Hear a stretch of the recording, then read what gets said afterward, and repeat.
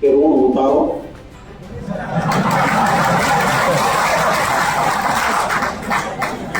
ગલભા કાકાનું ઋણ ઉતારો. ગલભા કાકાની પોતરીને ને મેં કીધું એ પાર્લામેન્ટમાં નહીં ચાલે પણ ડેરી સારી ચાલશે હો, મારી ગેરંટી. मोदी की गारंटी जेबी नहीं, ये मेरी गारंटी है. तो शंकर भाई करता सारी बैंक रेखाबेन चलाओ.